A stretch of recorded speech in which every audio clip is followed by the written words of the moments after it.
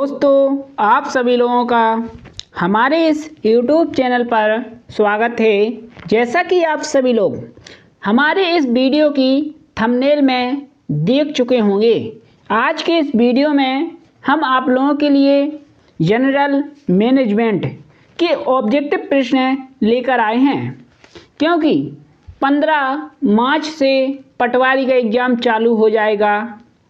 तो इन्हीं वीडियो से ही ऑब्जेक्टिव प्रश्न पूछे जाएंगे, क्योंकि जो ऑब्जेक्टिव प्रश्न महत्वपूर्ण होते हैं और पिछले वर्ष पूछे गए थे एग्जाम में, उन्हीं को आज के इस वीडियो में हम आपको बताएंगे। यह पेपर नंबर है 8। दोस्तों, यह प्रश्न 11 जनवरी 2017 के एग्जाम में पूछे गए थे। पहला प्रश्न इस प्रकार पूछा गया था, शीर्ष प्रबंधन स्तर पर को विक्रय और मार्केटिंग सूचना प्रणाली समर्थन करता है।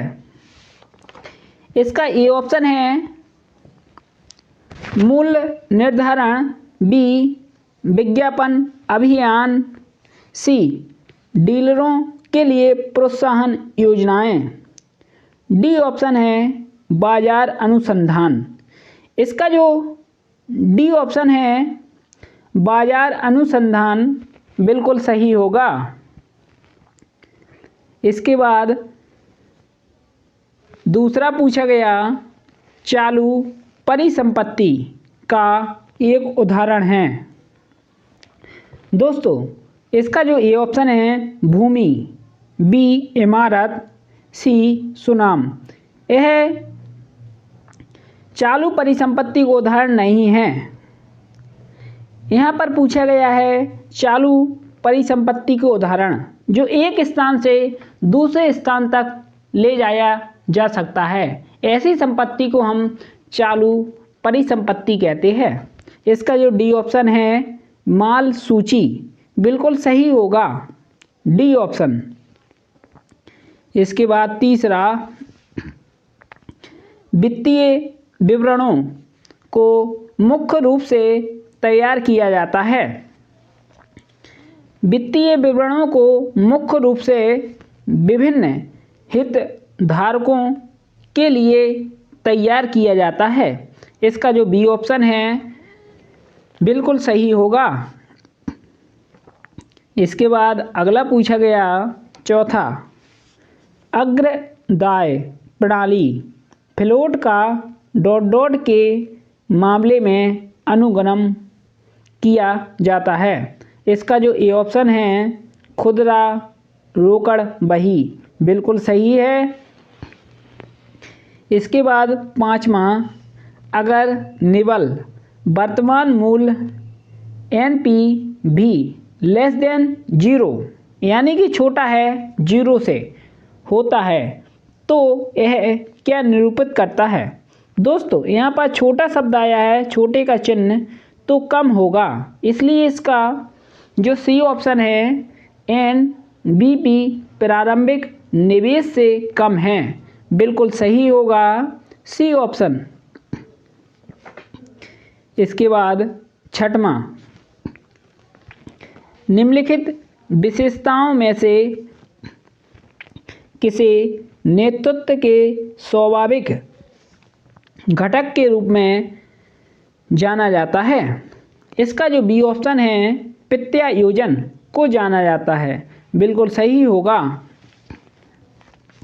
इसके बाद सातवां, निम्नलिखित में से कौन सा एक संपत्ति लेखा है। इसका जो ए ऑप्शन है वेतन खाता, बी श्रीराम का खाता, सी बिल्डिंग अकाउंट निर्माण खाता। यह एक प्रकार का संपत्ति खाता है, इसलिए सी ऑप्शन बिल्कुल सही है। इसके बाद आठवां, एक पूरे संगठन के लिए बड़े फैसले लेने के लिए जिम्मेदार है। इसका जो ए ऑप्शन है शीर्ष प्रबंधक के यानी कि जो मैनेजर वगैरह होते हैं और बड़े फैसले लेने के लिए जिम्मेदार होते हैं, जैसे राष्ट्रपति शीर्ष प्रबंधन के अंतर्गत ही आएगा। इसलिए इसका ए ऑप्शन बिल्कुल सही है, शीर्ष प्रबंधक। इसके बाद 9वां, बैड डेप्ट, बुरा ऋण प्रदर्शित किया जाता है। जो बुरा ऋण है वह लाभ और हानि खाते की डेबिट पक्ष में प्रदर्शित किया जाता है, इसलिए इसका ए ऑप्शन सही है। इसके बाद 10, कार्यशील पूंजी इंगित करता है। इसका जो ए ऑप्शन है, व्यापार की दैनिक गतिविधियों के प्रबंधन के लिए आवश्यक नकद, ए ऑप्शन सही होगा।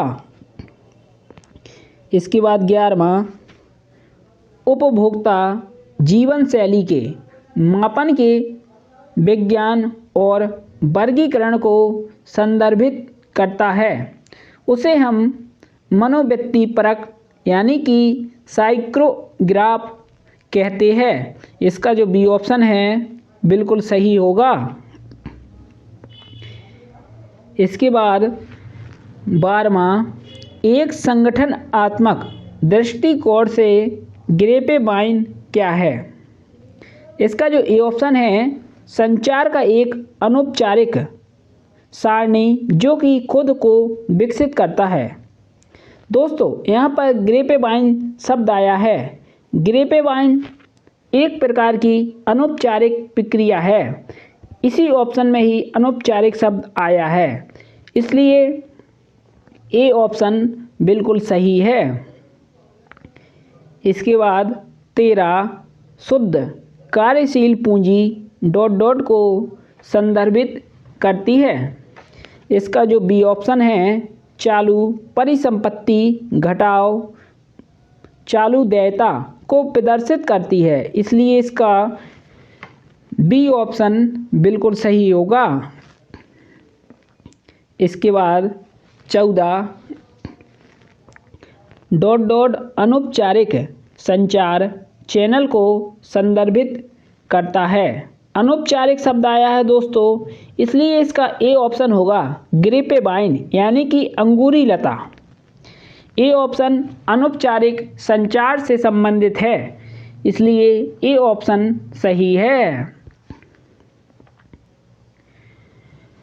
इसके बाद 15वां, ... एक कंपनी के लाभ जो शेयर धारकों को वितरित किया जाता है कि उस हिस्से को संदर्भित करता है, उसे हम लाभांश कहते हैं, इसलिए इसका ए ऑप्शन सही है।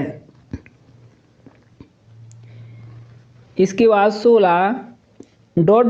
प्रस्तावित पूंजी परिव्यय और उनके वित्त पोषण के लिए दीर्घकालिक योजना को संदर्भित करता है। इसका जो ए ऑप्शन है, पूंजी आय व्यय, बिल्कुल सही होगा, ए ऑप्शन। इसके बाद अगला पूछा गया था 17, MBO उद्देश्य आधारित प्रबंधन पद का उपयोग करने वाले सबसे पहले प्रबंधन विचारकों में से एक है। यह परिभाषा पीटर डकन ने दी थी, इसलिए इसका ए ऑप्शन सही होगा। इसके बाद 18वां, तुलन पत्र यानी कि बैलेंस शीट में सुना ... के रूप में प्रकट होती है। यह एक प्रकार की अमूर्त परिसंपत्ति है, इसलिए बी ऑप्शन सही होगा। इसके बाद 19, महत्व के आधार पर नियोजन ... हो सकती है, युक्तिपूर्ण और परिचालनात्मक हो सकता है, इसलिए डी ऑप्शन बिल्कुल सही है। इसके बाद 19, व्यक्तिगत खातों और नकदी खातों का अनुरक्षण कहलाता है। उसे हम सरल एक प्रविष्टि पद्धति के नाम से जानते हैं, इसलिए बी ऑप्शन सही है। इसके बाद अगला पूछा गया 21, इनमें से कौन एक सामरिक HRM गतिविधि होने के लिए अर्हता प्राप्त करेगी? इसका जो डी ऑप्शन है, संगठन के विकास के लिए महत्वपूर्ण निष्पादन के प्रकार और स्तर को निर्धारित करना। बिल्कुल सही है डी ऑप्शन। इसके बाद अगला पूछा गया 22, असतत पहल को संदर्भित करती है जिनका उद्देश्य निश्चित समय सीमा में मौलिक पुनः रूपांकन और बेहतर कार्य करने की प्रक्रिया को प्राप्त करना होता है। इसका जो सी ऑप्शन है, पुनः इंजीनियरी यानी कि पुनः अभियांत्रिकी। बिल्कुल सही होगा सी ऑप्शन। इसके बाद अगला पूछा गया 23, बुद्धिमत्ता से क्या अर्थ है? बुद्धिमत्ता से अर्थ है दूरदर्शिता का सृजन, समस्याओं को हल करना और बड़ी मात्रा में जानकारी की व्याख्या करना। बिल्कुल सही होगा। इसका डी ऑप्शन बिल्कुल सही है। इसके बाद 24, वो प्रबंधक जो लोगों को उच्च निष्पादन के स्तर को प्राप्त करने के लिए प्रेरित करता है, किस चीज़ में अच्छा कहलाता है? उसे हम नेतृत्व कहते हैं, इसलिए ए ऑप्शन सही है। इसके बाद 25 नंबर का पूछा गया, एक अनुप्रयुक्त उम्मीदवार को अस्वीकृत करने पर एक संगठन को किस प्रकार के परिणाम प्रभाव का सामना करना पड़ेगा? उसे सकारात्मक प्रभाव का सामना करना पड़ेगा, इसलिए इसका बी ऑप्शन सही है। दोस्तों, इस प्रकार ग्रुप 2 सब ग्रुप 4 के एग्ज़ाम में जो लेबर इंस्पेक्टर का एग्ज़ाम हुआ था, उसमें यह 25 ऑब्जेक्टिव प्रश्न पूछे गए थे। आप हमारे वीडियो की प्लेलिस्ट पर चले जाइए, वहाँ पर आपको हर चैप्टर के ऑब्जेक्टिव क्वेश्चन मिल जाएंगे। अगर आपने उन्हें तैयार कर लिया तो आपके बहुत ही अच्छे नंबर आएंगे। यह दोस्तों पेपर नंबर 8 था। दोस्तों धन्यवाद। जय हिंद, जय भारत, वंदे मातरम।